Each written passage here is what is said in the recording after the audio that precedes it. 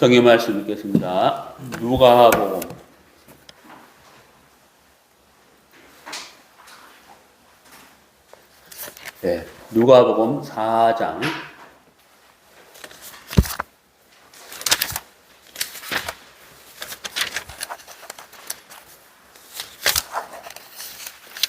누가복음 4장 16절부터 19절까지 읽겠습니다.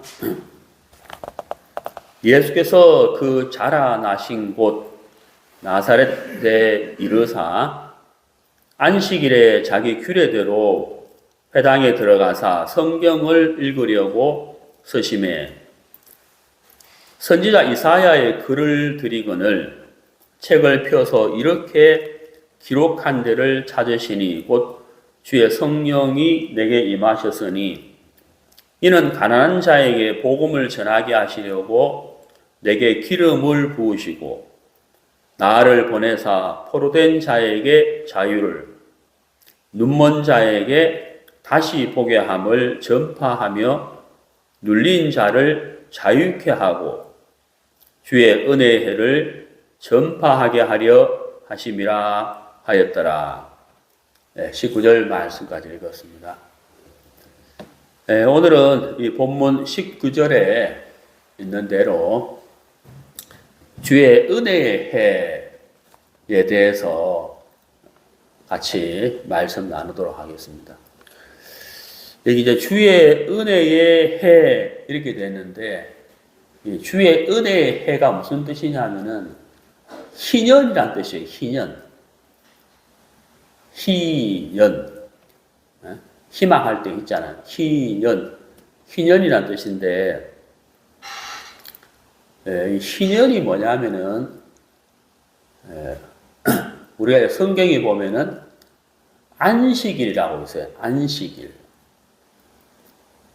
그 다음에 안식년이 있고 그 다음에 희년이 있는데 그러니까 안식일, 안식년, 희년 이렇게 있는데 여러분 혹시 그 뉴스에서 들어보시는지 모르겠습니다만은 그 대학 교수들이 안식년이다 하면서 올 1년은 쉰다 이런 뉴스 있잖아요.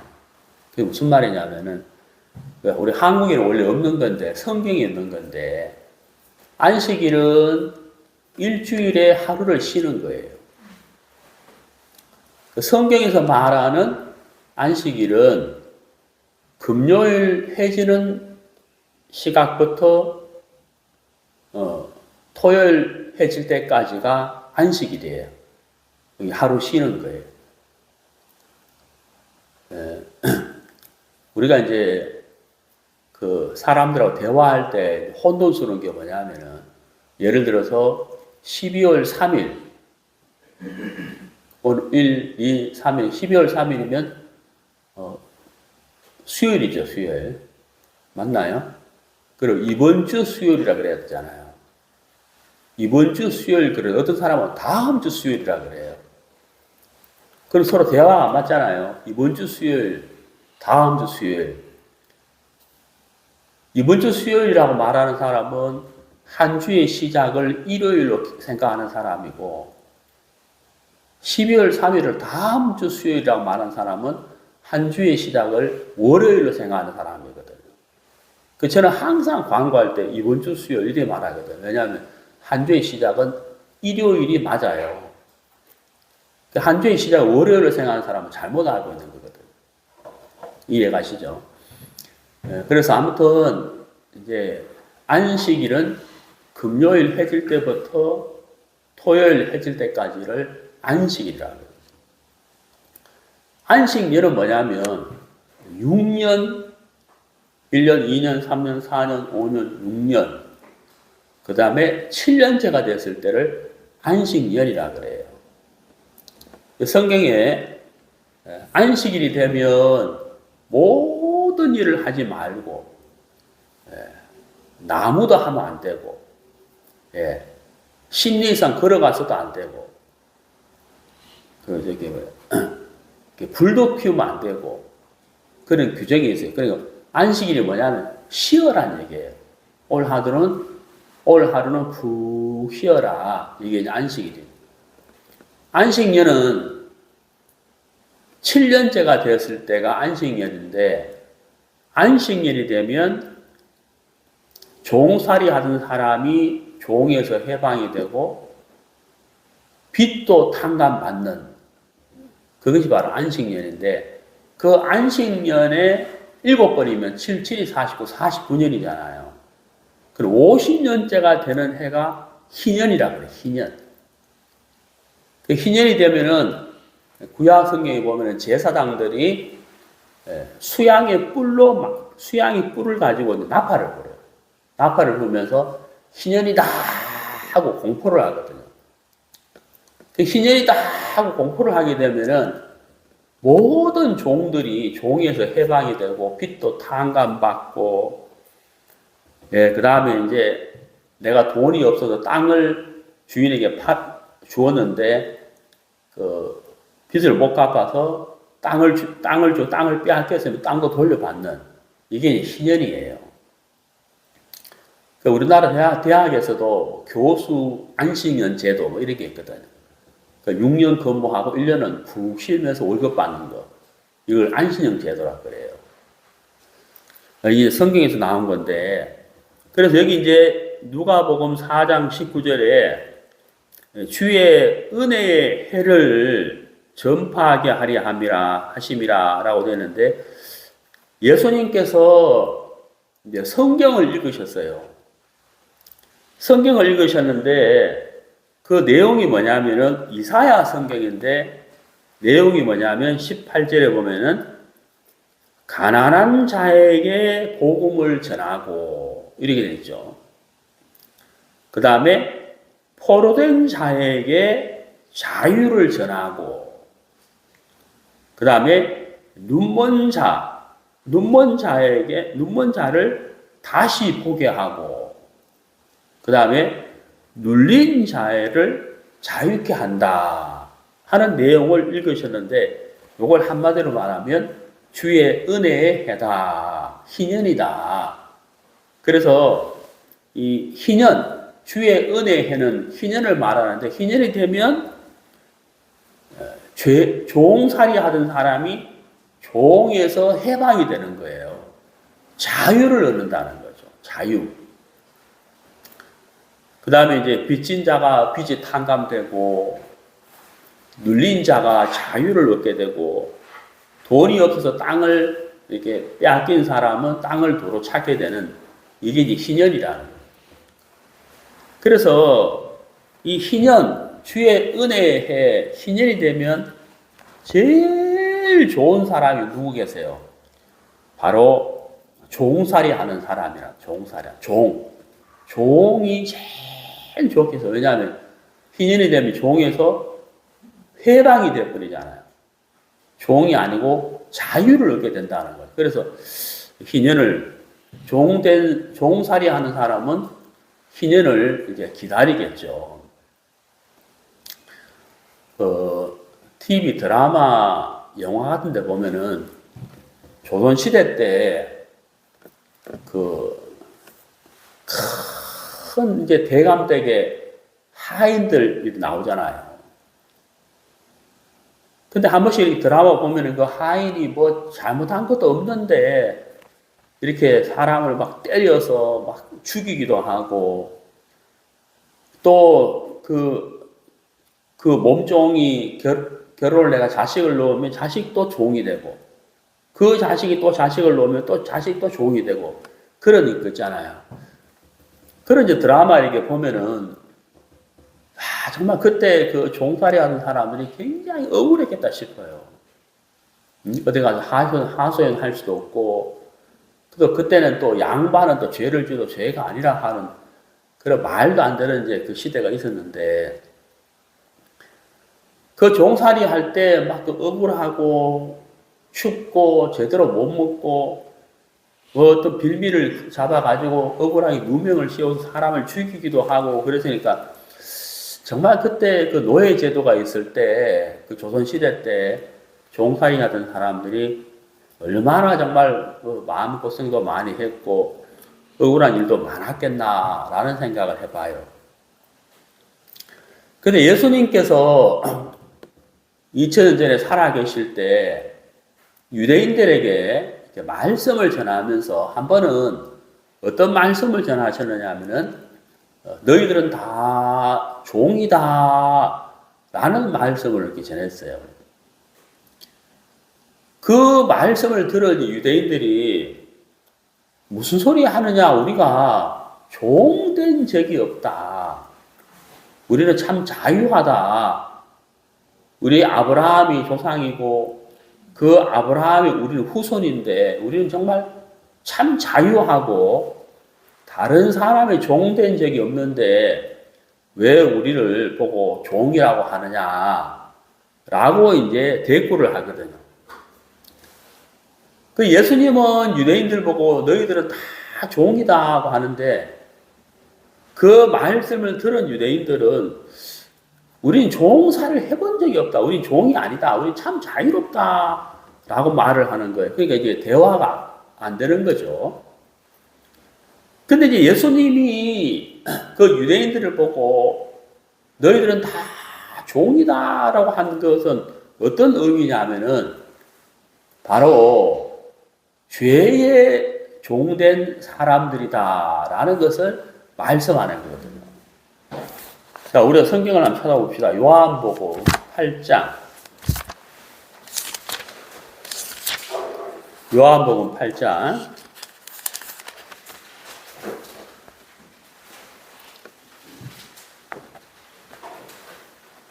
34절. 신약성경 158페이지. 예수께서 대답하시되 진실로 진실로 너희에게 이르노니 죄를 범하는 자마다 죄의 종이라. 그리고 예수님이 말씀하시는 너희들은 다 종이다 하는 것은 바로 뭐냐면 죄의 종이라는 거예요. 여러분, 이제 우리가 조선시대 때 그 몸종 하인들이 그 주인이 시키는 대로 해야 되잖아요. 그리고 억울한 누명도 쉬고, 그 다음에 이제 자유가 없고, 어떤 삶, 어떤 생활도 자기들에게 자유가 없잖아요. 왜냐하면 종이기 때문이거든요. 그러면 이제 죄의 종이라는 것은 죄의 종된 삶을 산다는 것은 죄가 그 사람을 주관하고 있다는 이야기예요. 조선시대 그 몸종들이 주인이 주관한 대로 주인의 말에 움직이잖아요. 자유가 없단 말이에요. 내가 자고 싶으면 자고, 놀고 싶으면 놀고, 밖에 나가고 싶으면 나가고, 막 그게 안 되죠. 왜냐하면 주인의 종된 사람이기 때문에. 그러면 이제 죄의 종된 삶을 산다는 것은 죄가 주관하는 대로 끌려다닌다 이 말이거든요. 그러니까 우리 마음속에 있는 죄의 씨가 미운 마음을 일으키고 욕망을 일으키고 음란한 마음을 일으키고, 그러면 우리는 이제 그 죄에 끌려간다는 거죠. 끌려다닌다는 거예요. 우리 마음에 막 욕심이 일어나가지고 그 욕심 때문에 이제 집안 재산을 다 탕진하고, 저는 이제 몰랐는데 우리가 살고 있는 시흥에 경마장이 있다는 거예요. 내가 알고 있는 경마장은 과천 경마장, 과천에 있는 걸로 알거든. 과천에 막 말들이 다니면서 이제 막 경마하잖아요. 근데 그 경마가 그냥 경마하는 게 아니고 그게 돈을 건대요. 1등하는 말한테 딱 돈을 걸어가지고 뭐 돈을 이렇게 따는 뭐 그것도 아마 뭐 노름이라 해야 되나 뭐 그런 게 있는가 보더라고요. 그래서 나는 뭐 경마하길래 뭐 달리는 말끼리 뭐 달리기 시합하는 줄 알았는데 그게 아니고 그게 뭐 그 돈을 이렇게 뭐 걸고 뭐 이렇게 뭐라 그러죠? 그걸 돈을 복권이라고 해야 되나 하여튼 뭐 그런다 하더라고요. 근데 시흥에 있다는 거예요. 시흥에.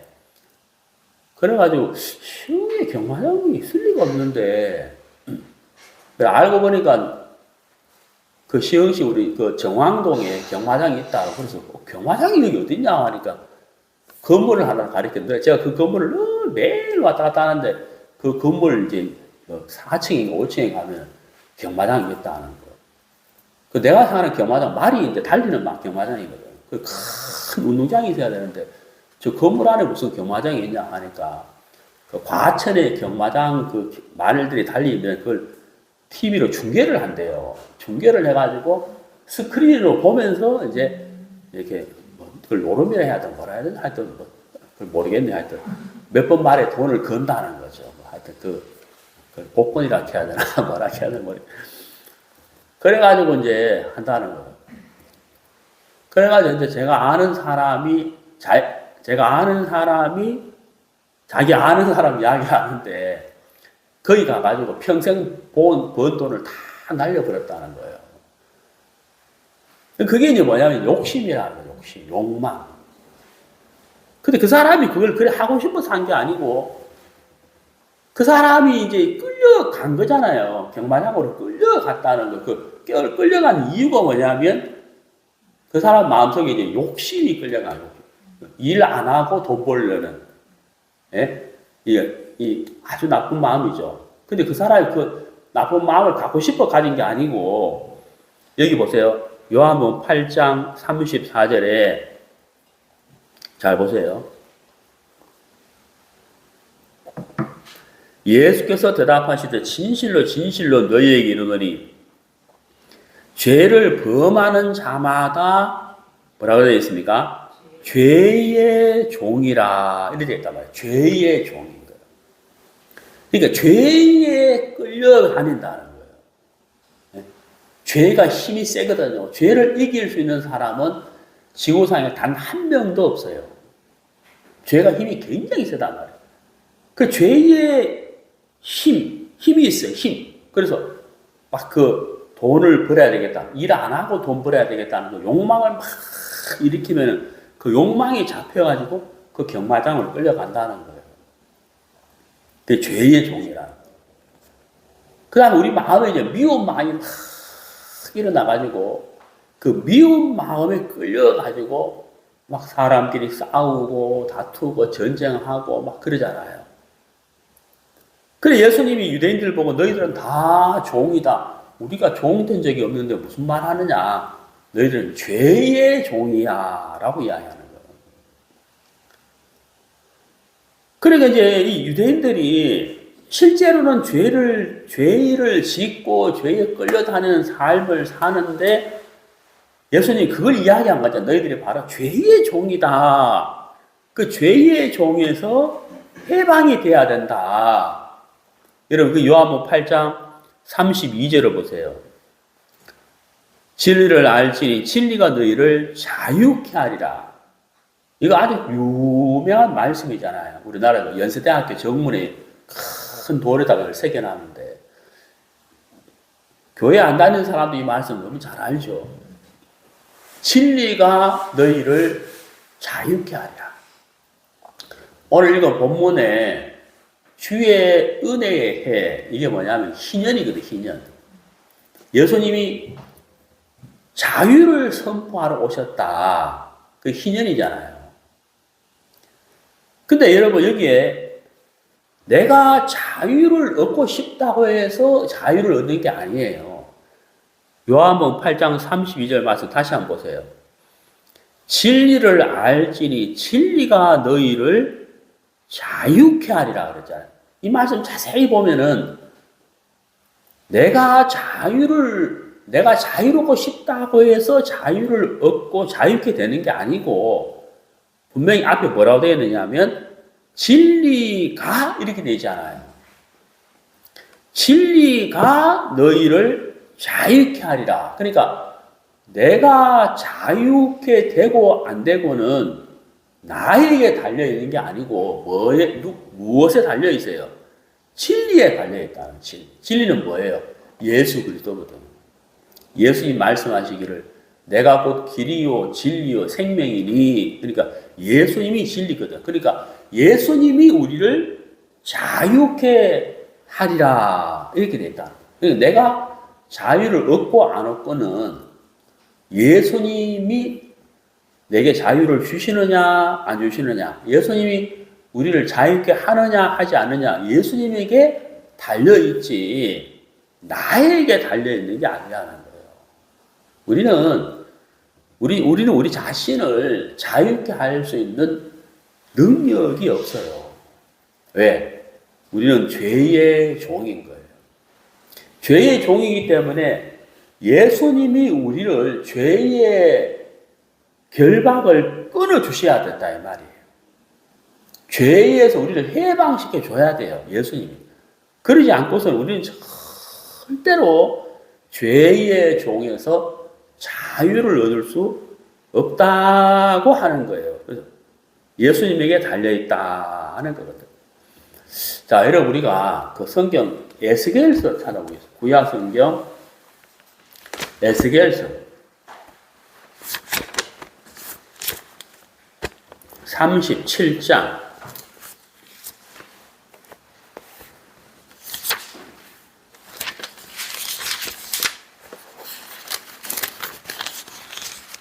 구약성경 1114페이지 구약성경 죄송합니다. 제가 예레미야를 찾았네요. 에스겔입니다. 에스겔 37장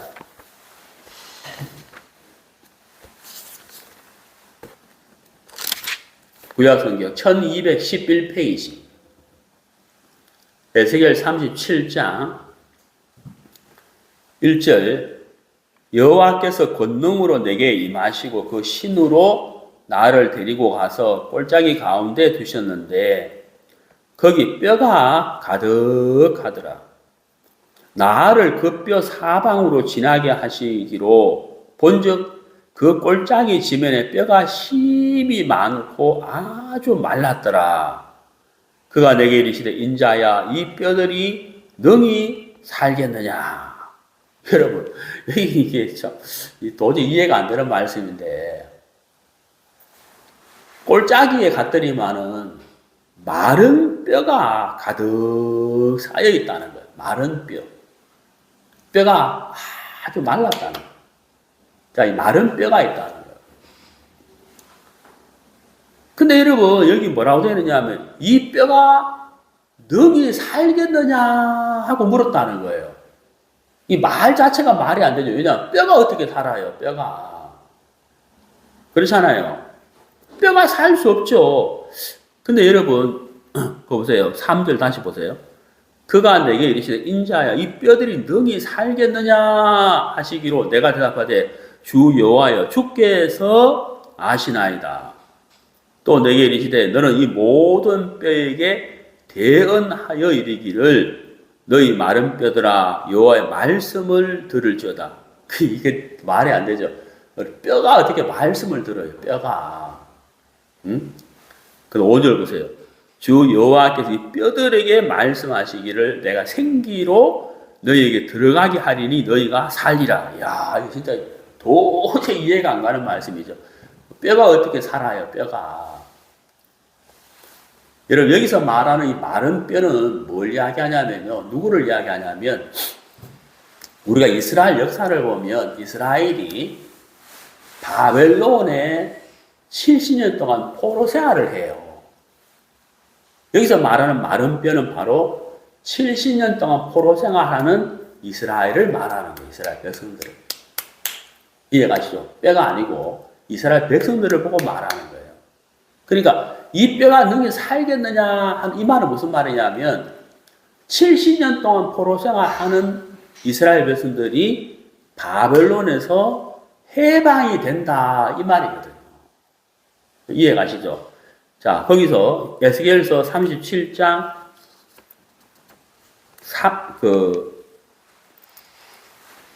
죄송합니다. 시편 102편을 보겠습니다. 시편 102편.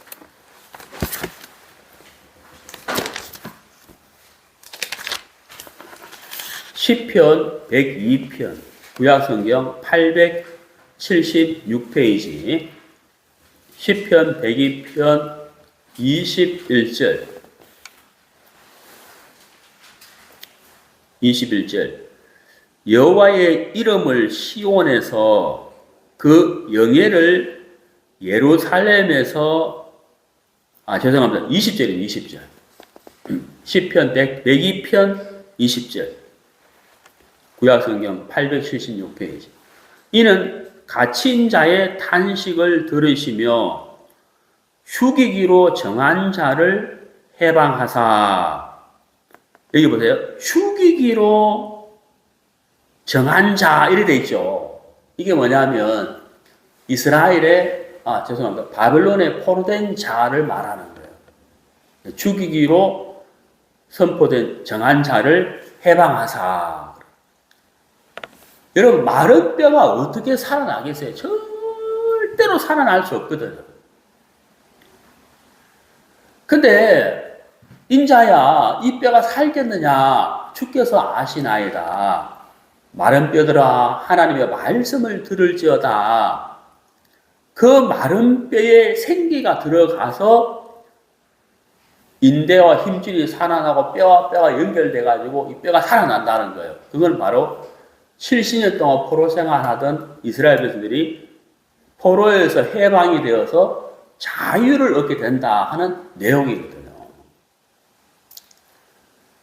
여러분, 오늘 읽은 본문에 예수님께서 포로된 자에게 자유를 선포한다. 이게 바로 주의 은혜의 해라는 거예요. 희년이라는 거예요. 희년. 예수님이 요한복음 8장에서 너희들은 다 종이다. 죄의 종이다. 우리가 어떻게 죄의 종입니까? 우리가 왜 종입니까? 너희들이 죄를 짓기 때문에 죄의 종이다.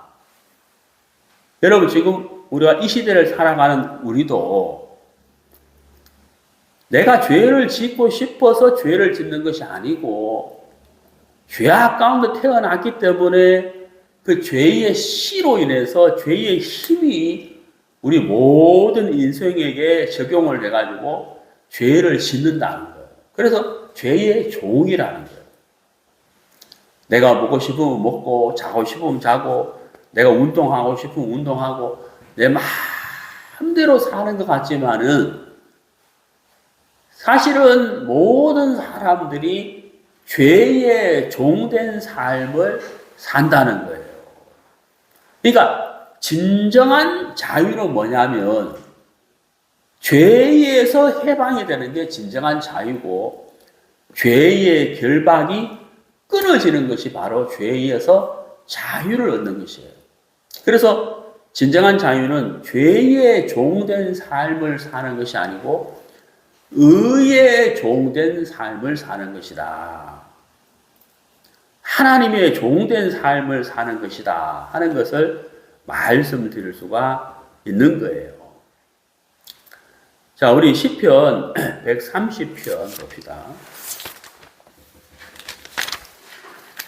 시편 130편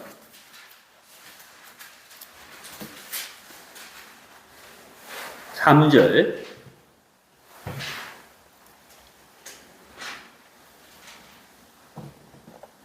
시편 130편 3절. 여호와여 주께서 죄악을 감찰하실진대 주여 누가 서리이까? 하나님이 죄를 감찰한다 이렇게 되잖아요. 그러니까 예수님이 유대인들에게 너희들은 죄의 종이다. 우리가 종된 삶을 산 적이 없는데 아니다. 죄를 짓는 자마다 죄의 종이다. 그런 것처럼 여기 시편 130편 3절에 하나님이 우리 마음을 살피고 있다는 거예요. 우리 마음을 보고 있다는 거예요. 그리고 엑스레이 기계 앞에 딱 서면은 내 몸속에 뼈가 딱 드러나듯이 하나님은 우리 마음을 감찰하신다는 거예요. 우리 마음을 자세히 본다는 거예요. 그러면 그 하나님 앞에 누가 서겠느냐? 누가 하나님 앞에 담대하게 서겠느냐? 왜? 하나님이 불꽃 같은 눈으로 우리 마음속에 죄를 보고 있기 때문에 어떻게 하나님 앞에 설 수가 있냐는 거예요. 설 수 없다는 거죠. 그 누구도 하나님 앞에 설 수 없다는 거예요. 그 춥죠? 이따 좀 들어요. 근데 여러분 4절을 보세요. 4절. 시편 130편 4절. 그러나 사유하심이, 여러분 그 볼펜으로 거기 사유하심이 그 밑줄 꺼보세요. 사유하심이. 사유한다는 말은 뭐냐면 죄를 씻어준다, 용서해준다 이 말이거든요. 그 사유하심이 죽게 있으면 이렇게 돼 있단 말이에요. 여러분 이게 참 중요한 말씀인데 시편 130편 3절에서는 하나님이 불꽃 같은 눈으로 우리 마음을 보기 때문에 죄를 살펴보기 때문에 누가 하나님 앞에 설 수 있느냐? 아무도 없다. 아무도 없다는 거예요. 여러분 요한복음 8장 32절에 진리가 너희를 자유케 하리라. 내가 자유를 얻어야지. 내가 자유롭게 살아야지. 내가 자유를 얻어야지. 그게 아니고 예수님이 자유를 주셔야만 자유롭게 된다는 거예요. 내가 자유롭게 못 산다는 거예요.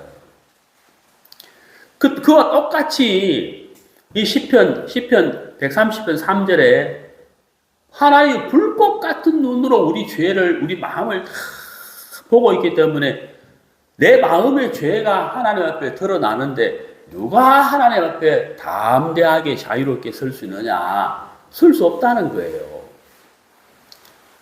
근데 이 4절에 그러나 이렇게 돼 있잖아요.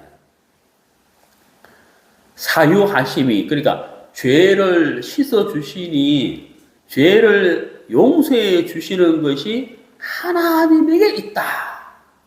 하나님에게 있다. 그래서 주를 경외케 하신다. 야, 나에게 자유를 주실 분도 하나님이시고 내 마음의 죄를 깨끗하게 사해 주실 분도 하나님이시니까 하나님을 바라볼 수밖에 없다는 거예요. 우리 집에 이제 강아지 키운다는 얘기를 제가 설교 시간에 가끔 하는데 그 강아지 이름이 금동이에요. 금동. 그 금동이라 하는데 요즘은 얘가 가만히 배 밖에 나와가지고 식사 시간에 식탁에 딱 앉으면 내 옆에 식탁 의자에 딱 앉아요. 폴짝 뛰어 올라가지고. 그러니까 겸상이라 그래요. 겸상. 예? 우리 어릴 때는 아버지하고 자식들하고 같은 밥상에 밥 못 먹잖아요. 아버지는 밥상 따로따로 차리잖아요. 그 야가 이제 우리 식탁에 딱 올라가지고 딱 고개를 딱 머리를 딱 내밀고 자기도 밥 달라고 하거든요. 그리고 요즘은 막 완전 버릇이 나빠져가지고 침대에 같이 누워 자요. 하여튼 그래서 오늘부터는 내가 따로 자려고 그래요. 그러니까 막 침대 위에서 막 뒹굴고 냄새나고 막 몸을 털고 이러니까 막 저 비염이 있는데 걔 때문에 비염이 안 왔는지도 모르겠어요. 그 버릇이 나빠졌다. 뭔 얘기 하다가 걔 이야기 해도 모르겠네. 그렇지. 그런데 문제는 뭐냐면 얘가 아무리 먹으려고 해도 밥을 주는 사람은 누구예요? 내가 거예요, 나. 내가 밥을 줘야 돼요.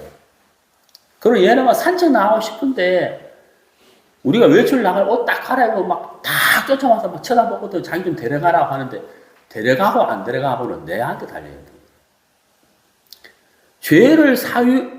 우리 죄를 씻어주고 안 씻어주고는 하나님에게 달려있다. 그리고 여기 시편 130편 4절에 사유하심이 죽게 있으면 이렇게 됐다. 그러니까 여러분 오늘 이 본문에 희년이 나왔는데 종살이 하는 사람이 기다리잖아요. 언제 희년이 오지? 희년이 언제 며칠 남았지? 몇 년 남았지? 희년을 기다리잖아요. 이제 일주일 남았다, 5일 남았다, 4일 남았다, 3일 남았다. 드디어 내일이면 희년이다. 근데 제사장이 그 나팔을 쫙 불면서 이제 희년이다 하고 선포하면은 이 종이 종에서 해방이 되어버린다는 자유. 그런 것처럼 우리 모든 인생이 죄의 종살이를 하고 있는데 하나님이 우리에게 해방이다, 자유다, 희년이다 하고 우리에게 선보여 주신다면 얼마나 좋겠느냐는 거다. 그래서 여기 시편 134절에 사유하심이 주께 있으면 주를 경외케 하십니다.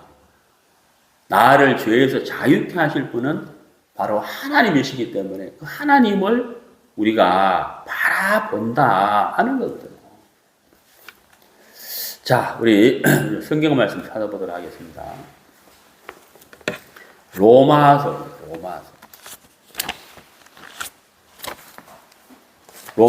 6장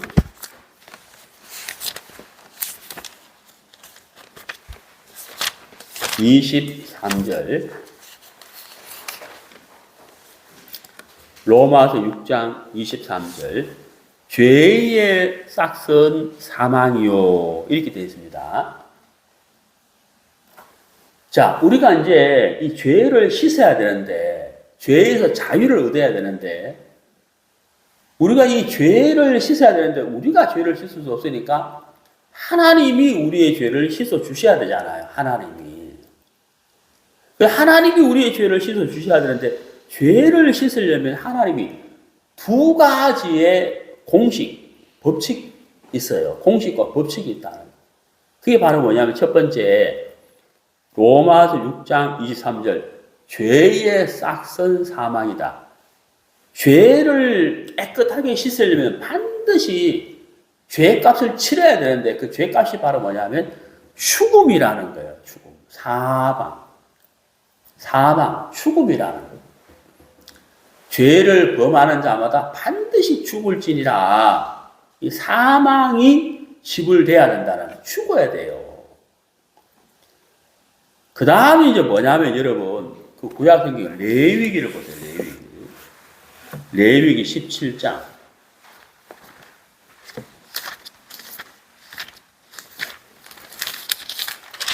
레위기 17장 11절이에요.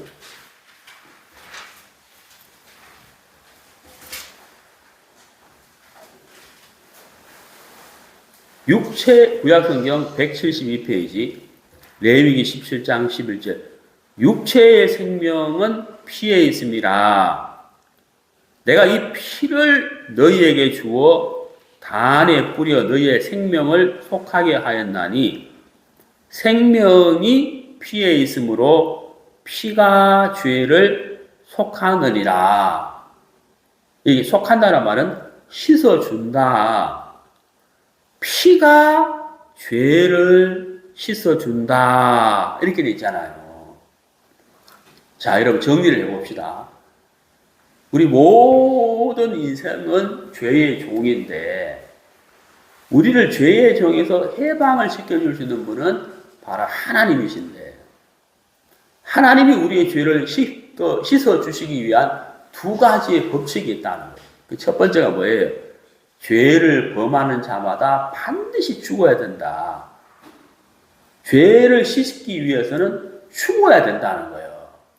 예. 그 다음에 두 번째가 뭐냐면 그 죄를 실제로 씻어주는 것은 바로 피다라고 되어 있다는 피.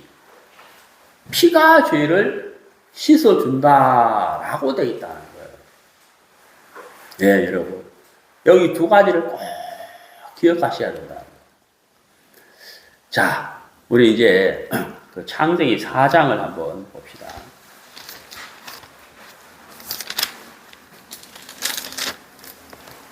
창세기 4장. 자, 거기 보시면은 1절에 아담이 그 안에 하와와 동침하며 하와가 잉타에 가로되 내가 여호와로 말미암아 득남하였다 하니라. 그가 또 가인이하고 아벨을 낳았는데 아벨은 양치는 자이었고 가인은 농사하는 자이었더라. 세월이 지난 후에 가인은 땅의 소산으로 제물을 삼아 여호와께 드렸고 아벨은 자기도 양의 첫 새끼와 그 기름으로 드렸더니 여호와께서 아벨과 그 제물은 연락하였으나 가인과 그 제물을 연락하지 아니하신지라. 가인이 심히 분하여 안색이 변하니. 자, 여기 보면 이제 아담과 하와가 가인과 아벨을 낳았어요. 가인과 아벨.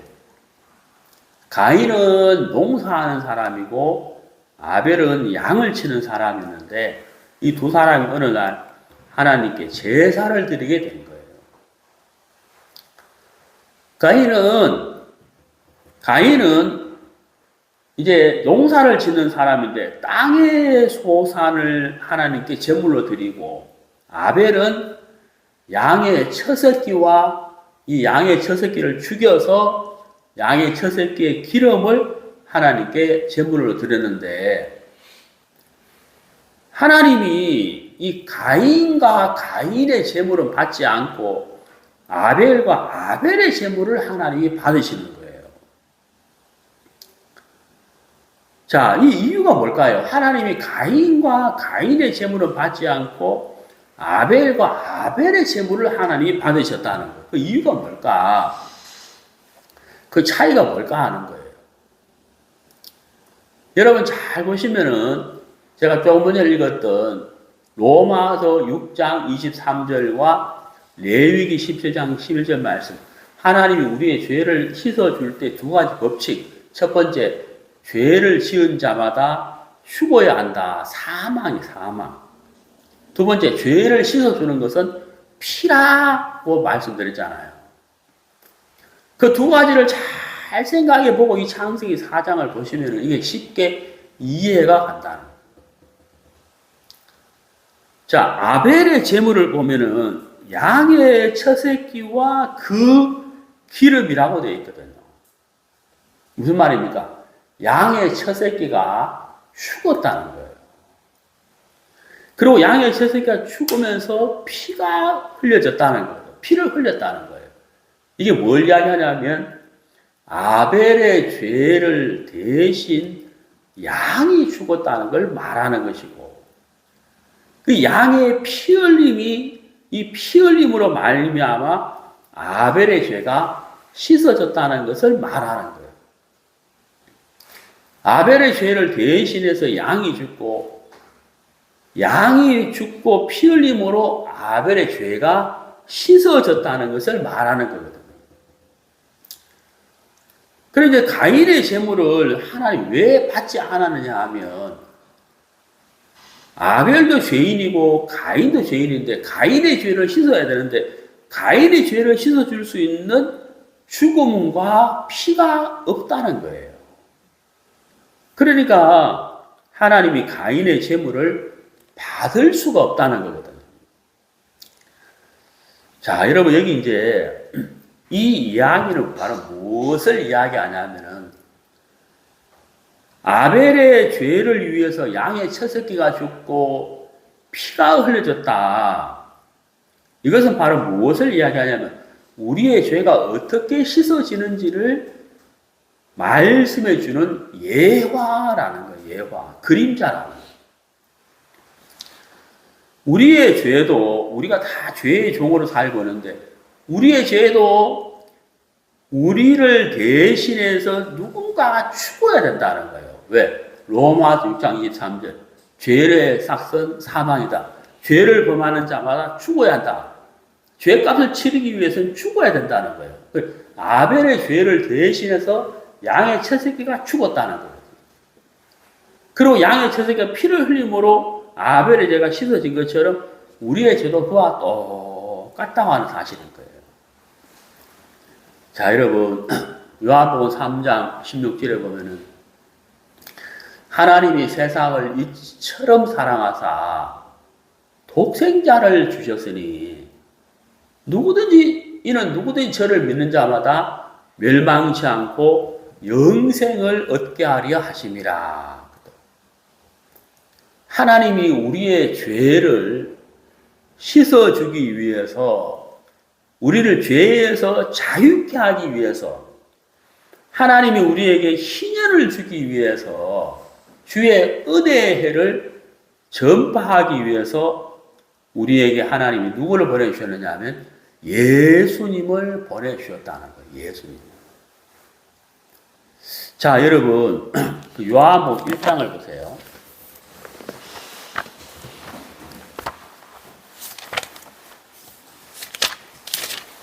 요한복음 1장 29절.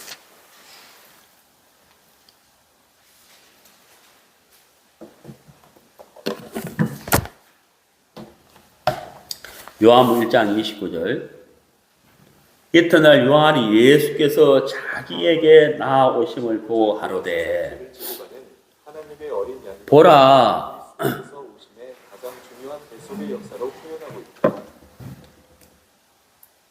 죄송합니다.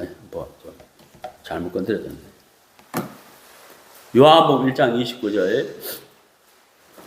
이튿날 요한이 예수께서 자기에게 나아오심을 보고 가로되 보라 세상 죄를 지고 가는 하나님의 어린 양이로다. 자, 여러분 이 말씀 자세히 보세요. 여기 이제 요한이 있고 예수님이 있는데 이 요한이 예수님을 보고 뭐라고 했느냐 하면 양이라고 표현을 했어요. 양. 참 희한하죠. 왜 예수님을 보고 양이라고 표현을 했느냐. 양. 왜 양이라고 표현을 했느냐 하면 죄값을 지불하기 위해서는 반드시 죽어야 되는데 조금 전에 읽었던 창세기 4장에 보면은 아벨의 죄를 대신해서 양이 죽었단 말이에요. 양의 처새끼가. 그리고 아벨의 죄를 씻기 위해서 양이 죽으면서 양이 피를 흘렸는데 그 피로 이 아벨의 죄가 씻어졌다는 거예요. 네? 그럼 이해가세요? 그러면 이제 하나님이 지금 우리의 죄를 씻어야 되는데 우리 죄를 씻어주기 위해서 하나님이 우리를 위한 양을 보내주셨는데 바로 그 양이 누구냐면 예수님이라는 거예요. 예수님. 예수님이 우리의 죄를 씻어주기 위한 양이라는 거예요. 양. 그래서 요한복음 1장 29절에 세상 죄를 치고 가는 하나님의 어린 양이로다. 이렇게 말씀하셨다는 거예요. 세상 죄를 지고 가는 아벨의 죄를 위해서는 양의 처새끼가 죽었지만 예수님은 하나님의 아들인데 예수님은 세상 죄를 지고 가는 세상 죄를 짊어지시는 세상 죄를 해결하시는 하나님의 어린 양이다. 여러분 여기서 말하는 이 세상 죄는 아담의 죄도 포함되고 아벨의 죄도 포함되고 가인의 죄도 포함되고 이수신 장군의 죄도 포함되고 김정은의 죄도 포함되고 저와 여러분도 죄도 포함되고 이 세상에 태어나서 죽었던 사람들과 지금 현재 살아가고 있는 모든 사람들과 앞으로 태어나서 죽을 모든 사람들과 이 세상에 있는 모든 사람들을 말하는 거거든요. 세상 죄는. 그러니까 내가 태어나서 내가 죽을 때까지 내가 지금까지 지어온 죄와 앞으로 죽을 때까지 지을 죄까지 세상 모든 죄를 말하는 거예요. 세상 모든 죄. 내 모든 죄. 그것을 지고 가는 하나님의 어린 양이로다. 우리가 영어 성경에 보면은 세상 죄를 지고 가는 이게 영어는 뭐라고 해요? 세상 죄를 제거하는 이렇게 되어 있어요. take away. 세상 죄를 제거하시는 이렇게 되어 있다는 거예요.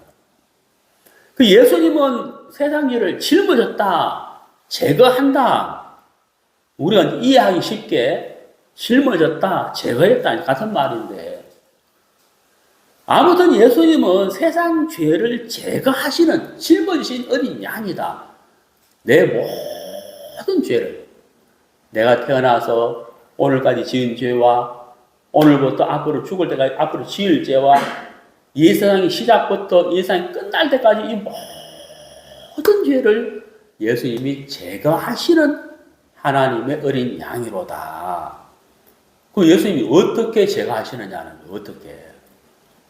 자, 여러분 요한복음 19장을 보세요. 요한복음 19장.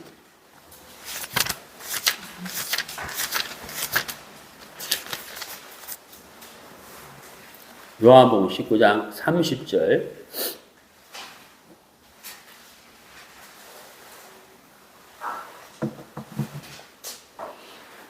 예수께서 신 포도주를 받으신 후 가라사대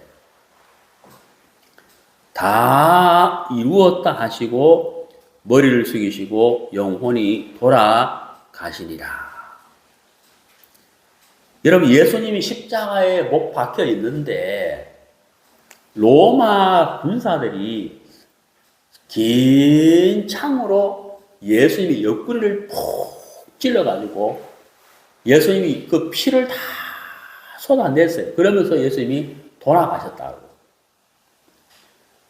자, 여러분, 아벨의 죄를 대신해서 양의 첫 새끼가 죽었어요. 왜? 죄의 값은 사망이기 때문에. 예수님이 십자가에 못 박혀서 돌아가셨다, 죽었다는 것은 바로 세상 죄의 값을 지불하기 위해서 돌아가신 거거든요. 바로 내 죄의 값을 치르기 위해서 예수님이 대신 죽으신 거예요. 그리고 예수님이 십자가에서 피를 흘리셨잖아요. 그 피로 내 죄, 내 모든 죄, 세상 모든 죄를 깨끗하게 씻어버렸다는 거예요. 씻어버렸다는 거예요. 자, 한번 성경에서 확인을 해보도록 하겠습니다. 히브리서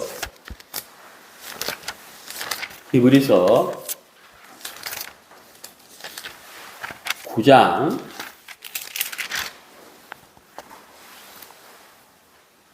12절 신약성경 361페이지 히브리서 9장 12절 염소와 송아지의 피로 아니하고 오직 자기 피로 영원한 속죄를 이루사. 자, 여기 보세요. 자기 피로 이렇게 돼 있잖아요. 자기 피가 누구 피예요? 예수님의 피로 영원한 속죄를 이룰 것이다가 아니고 뭐예요? 이루사 이래 됐단 말이에요. 이루었다. 과거 죄만 씻은 것이 아니고 어제 지은 죄만 씻은 것이 아니고 10년 전에 지은 죄를 씻은 게 아니고 우리 예수님은 아담부터 오늘까지 이 세상 끝날 때까지 말세까지 이 세상에 있는 모든 죄 내가 태어나서 오늘까지 지은 죄 오늘부터 죽을 때까지 지을 죄 나의 모든 죄를 예수님이 십자가에 못 박혀 죽으실 때 죽음으로 내 죄값을 지불하고 그 피로 내 모든 죄, 세상 모든 죄를 깨끗하게 씻어버렸다. 깨끗하게 씻어버렸다. 그래서 영원한 속죄를 이루어버렸다 하는 거예요. 그래서 하나님은 우리의 죄의 값을 예수님의 죽음과 피로 받으신 거예요. 죄값을. 죄값을 받았다는 거예요. 죄값을. 여러분 내가 20억 빚이 있다. 예를 들어서 20억. 도저히 갚을 수 없는데 우리 이제 박영재님이 목사님 참 20억 빚이 있다는 걸 제가 알았는데 제가 돈이 너무 많아가 제가 돈이 한 2천억쯤 있는데 반유님 2천억 있어요? 생각하기도 기분 좋죠. 제가 한 2천억이 있는데 그 20억 그 얼마 되지도 않아요. 3가 대신 갚아드릴게요. 그럼 20억을 대신 딱 갚아주면 은행에서 더 이상 저한테 돈 달라고 말할 필요가 없어요. 원금하고 이자까지 다 갚아버렸다. 대신 갚았다. 그럼 저는 은행에 돈 낼 이유가 없고 은행에서도 돈 달라 할 이유가 없는 거죠. 하나님이 저와 여러분 이 시대를 살아가는 모든 사람에게 모든 사람의 죄값을 예수님이 십자가의 죽음과 피 흘림을 통해서 하나님에게 죄값을 드린 거예요. 그 하나님께는 죄값을 대신 받으셨다는 거예요. 그 하나님 죄값을 대신 받았으니까 하나님이 우리의 죄를 기억하지 않으신다는 거예요. 예? 여러분 기억하겠어요? 기억 안 하겠어요? 기억하지 않는다는 거예요. 자, 그 옆에 히브리서 10장을 보세요. 히브리서 10장. 히브리서 10장 17절. 또 저희 죄와 저희 불법을 내가 다시 기억지 아니하리라. 하나님이 기억한다 그랬어요? 안 한다 그랬어요? 기억 안 한다는 거예요. 왜? 죄값을 받으셨기 때문에 은행이 20억 원금과 이자를 갚아버리면 끝난 거잖아요. 그런 것처럼 저희 죄와 저희 불법을 내가 다시 기억지 아니하리라. 하나님 우리의 죄를 기억하지 않는다는 거예요. 왜? 죄를 깨끗하게 사하셨기 때문이다. 예수님 십자가에 못 박에 돌아가실 때 다 이루었다. 그게 무슨 말이냐면요. 오늘 읽은 누가복음 4장 본문으로 말하자면 주의 은혜의 해를 선포하신 거라는 거예요. 이해가세요? 희년이다. 이제 종에서 해방이다. 희년이다. 50년째가 되면 희년이 되잖아요. 희년. 안식일 7일째가 되면 금요일 해질 때부터 토요일 해질 때가 되면 안식이 되면 쉬잖아요. 그 다음에 안식 1년, 6년이라고 7년째가 되면 7년 동안 1년을 쉬잖아요. 안식년. 그래서 희년, 50년째가 되면 종에서 해방이 되고, 빼앗겼던 돈도 찾게 되고, 땅도 찾게 되고, 그 다음 뭐예요? 빚도 탕감받게 되는, 그게 안식년, 희년이다. 오늘 읽은 누가복음 4장, 주의 은혜의 해를 선포하려 하심이라. 전파하려 하심이라. 희년, 예수님 십자가에서 다 이루었다 하실 때 우리의 모든 죄가 영원한 속죄, 우리 죄가 영원히 씻어져 버렸기 때문에 하나님 우리의 죄를 기억하지 않는다는 거예요. 그게 바로 뭐예요? 희년인 거예요. 희년. 우리에게 희년을 하나님이 선포하셨다 하는 거거든요. 자, 여러분 이사야서 봅시다. 이사야서 44장.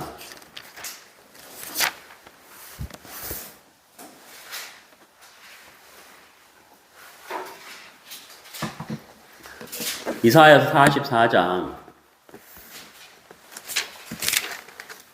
22절.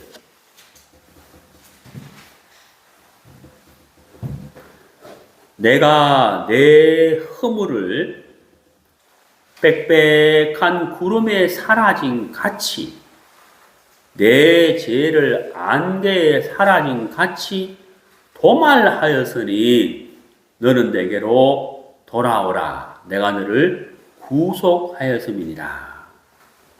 자, 여러분 여기서 우리가 뭘 자세히 알아야 되냐면 돌아오면 여기 구속이란 말은 죄에서 건져준다.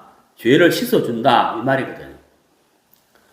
돌아오면 죄를 씻어준다고 했습니까?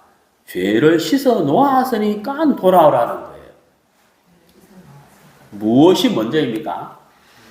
자, 여러분 다시 한번 봅니다. 이사야 44장 22절. 내가 하나님이 너의 허물을 빽빽한 구름이 사라지는 것처럼 하나님이 너의 죄를, 우리의 죄를 안개가 사라지는 것처럼 도말하였으니, 도말이란 말은 뭐냐면 덮어버렸다 이 말이거든요. 예? 도말이란 말은 뭐라고요? 덮어버렸다 이 말이에요. 자, 여러분 보세요. 여기 저를 한번 보세요. 자, 여기 제가 펜을 들고 있어요. 펜. 여러분 펜 보이죠? 펜. 이 펜이 있는데 여러분 제가 성경으로 이 펜을 가리워 버리면 여러분 눈에 이 펜이 보여요, 안 보여요? 안 보이잖아요. 이게 도말이라는 거예요. 여러분 이게 이 펜이 여러분의 죄라고 해봐요. 여러분이 태어나서 오늘까지 지은 죄고 오늘부터 앞으로 죽을 때까지 죄라 해봐요. 이게 여러분의 모든 죄라 해봐요. 여러분 이 펜이 한눈에 딱 보이잖아요. 내 인생을 내가 한눈에 안 보이지만 영원한 세계에 살고 계신 하나님은 여러분이 펜을 보듯이 여러분의 인생을 한눈에 보실까요? 못 볼까요? 한눈에 본다는 거예요. 그 여러분의 모든 죄를 한눈에 보신다는 거예요. 여러분의 인생도. 근데 예수님이 십자가에 흘린 피가 우리의 모든 죄, 세상 모든 죄를 깨끗하게 씻으면서 영원히 씻으면서 이걸 덮어버렸다, 도말했다, 가려버렸다는 말이에요. 이렇게 가려버렸다는 거예요. 펜이 안 보이잖아요. 그런 것처럼 하나님이 우리의 죄와 허물을 도말해버렸다, 씻어버렸다, 가려버렸다. 그래서 하나님의 눈에는 우리의 죄가 보이지를 않는다는 거예요. 그래서 하나님 우리 죄를 기억하지 않는다는 거예요. 그래서 여기 도말하였으니 돌아오라는 거예요. 자, 여러분 제가 질문해 볼게요. 내가 예수님의 죽음과 피를 믿으면 죄가 사해지는 겁니까? 내 죄를 사해 놓았다는 것을 믿는 겁니까? 예? 전자예요, 후자예요? 내가 믿어서 죄가 사해질까요? 죄를 사해 놓은 것을 믿는 걸까요? 전자예요, 후자예요? 후자라는 후자. 성경이 그렇게 돼 있잖아요. 예? 성경이 그렇게 돼 있다. 1945년 8월 15일 우리가 해방을 받았고, 해방. 근데 저 강원도 깊은 산골에 사는 사람이 라디오도 없고 편지 전해줄 사람도 없고 그 사람이 8월 15일 날 해방의 소식을 들은 게 아니고 8월 22일 날 해방 소식을 들은 거예요. 네? 8월 22일 날. 그리고 그 사람한테 뭐라고 말하겠어요? 야, 8월 15일 일주일 전에 우리가 해방돼서 이래 말할 거 아니에요. 지금 해방됐다고 말 안 하죠. 8월 15일 날 우리가 해방돼서 일본에서 우리 자유야 자유. 그래? 일주일 전에? 그 벌써 해방됐네 이래 말할 거 아니에요. 그런 것처럼 우리의 죄와 우리의 허물은 예수님이 십자가에 못 박혀 돌아가실 때 피 흘리실 그때 이미 2000년 전에 우리의 죄를 영원히 씻어버렸다는 거예요. 그때 우리에게 이미 뭘 선포했느냐 하면 희년을 선포했다. 주의 은혜를 선포해 버렸다. 진리가 너희를 자유케 하리라. 지금 우리는 뭐예요? 이 사실을 받아들이는 거거든. 일주일 전에 해방됐다고 일본에게서 그런 거죠. 예수님이 이미 2000년 전에 내 죄를 깨끗하게 사하셨네. 나에게 이미 자유를 주셨네. 자, 여러분 로마서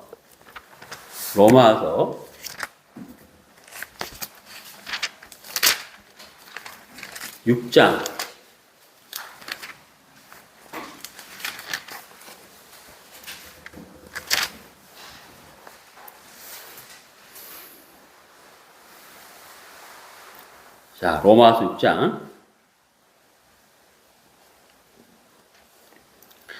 18절. 로마서 6장 18절. 죄에게서 해방되어 의에게 종이 되었느니라. 여러분, 여기 의에게 종이 됐다. 밑줄 꺼보세요. 제가 설교 서두에 말씀드렸죠. 예수님이 유대인들에게 너희들은 다 종이다. 우린 종된 적이 없어. 우린 참 자유해. 아니, 죄를 짓는 자마다 죄의 종이야. 너희들은 죄의 종이야. 라고 말씀하셨다 그랬잖아요. 그런 것처럼 이 세상의 모든 모든 사람들이 죄를 짓기 때문에 모든 사람들은 죄의 종인 거예요. 죄의 종. 죄가 끄는 대로 죄의 종살이 한다는 거예요. 근데 예수님이 진리가 너희를 자유케 하리라. 오늘 읽은 본문 누가복음 4장에 희년 주의 은혜에 예수님이 세상 모든 죄를 십자가에 못 박혀 죽으면서 그 몸으로 죄값을 지불하고 피 흘리면서 모든 죄를 깨끗이 영원히 씻었기 때문에 우리를 죄의 종에서 해방을 시키고 의의 종이 되게 했다. 로마서 6장 18절 죄에서 해방시키고 의에게 종된 삶을 살게 하셨다. 라고 성경은 기록하고 있다는 거예요. 자, 그럼 이제 우리는 죄의 종입니까? 의의 종입니까? 의의 종이라. 여기서 말하는 의는 뭐냐면 하나님의 거룩하심, 하나님의 영원하심, 하나님의 의, 하나님의 종이 됐다. 하나님의 의의 종이 됐다. 그래서 구원받은 사람을 의인이라고 말하는 거예요. 왜? 하나님의 의를 얻었기 때문에. 죄인으로 살다가 이 죄가 해결되고 죄에서 해방되어서 하나님의 의를 얻었기 때문에 의인이다. 구원받은 사람을 의인이라고 말하는 거예요. 의인. 죄인에서 의인. 그걸 보고 뭐라 그래요? 구원받았다, 거듭났다라고 말한다는 거예요. 자, 여러분, 로마 6장 18절. 죄에서 해방돼서 의에게 종이 되었다. 여러분, 이게 참 너무 놀라운 말씀이잖아요. 그 다음에 로마 6장 22절 보세요. 22절. 그러나 이제는 너희가 죄에게서 해방되고 하나님께 종이 되어 이렇게 돼 있잖아요. 네. 우리는 온디 죄의 종인데 예수님이 우리의 죄와 우리의 허물을 깨끗하게 도말하셨기 때문에 영원히 씻었기 때문에 우리가 죄에서 해방이 되고 의의 종이 되었다. 하나님이 이렇게 말씀하고 있다는 거예요. 네.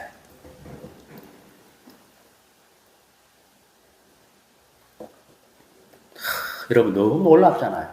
네? 자, 오늘 읽은 본문을 갑시다. 본문 누가복음 4장. 오늘 읽은 본문 누가복음 4장 18절 신약성경 95페이지. 주의 성령이 내게 임하셨으니 이는 가난한 자에게 복음을 전하게 하시려고 내게 기름을 부으시고 나를 보내사 포로된 자에게 자유를, 눈먼 자에게 다시 보게 함을 전파하며 눌린 자를 자유케 하고 주의 은혜의 해를 전파하게 하려 하시니라. 죄에 눌려 있고 죄에 종살이 하는 자를 해방을 시키는 그게 희년인 것처럼 우리 예수님께서 십자가에서 못 박히시고 피를 흘리시고 예수님의 그 몸이, 예수님의 그 죽음이, 십자가의 죽음이 우리의 죄값을 지불하고 그 피가 우리의 모든 죄를 영원히 깨끗게 하셨다고 하는 사실인 거예요. 그래서 하나님 우리의 죄를 기억지 않으신다. 기억지 않으신다. 여러분이 도말이라는 단어 참 재밌죠. 예? 아까 제가 말씀드렸잖아요. 덮었다, 가리웠다. 예? 여러분 여기 볼펜이 이렇게 책으로 딱 가리워보면 보이지 않잖아요. 하나님의 눈이 그러하다는 거예요. 하나님이 여러분을 보실 때 예수님의 피가 여러분의 모든 죄를 다 덮었고 가리웠기 때문에 하나님이 여러분의 죄가 보이지 않는다는 거예요. 기억하지 않는다는 거예요. 여러분, 우리가 해야 할 일이 바로 뭘까요? 이 사실을 믿는 것이야. 아, 그렇구나. 예수님이 내 죄를 깨끗하게 씻었구나. 가리우셨구나. 자유를 주셨구나. 죄의 결박을 탁 끊어버리셨다. 그래서 예수님이 십자가에 못 박히시고 죽으시고 난 다음에 3일 뒤에 부활하셨어요. 부활. 예수님이 부활하셨는데 여러분 한번 봅시다. 로마서 4장 보세요. 로마서 4장.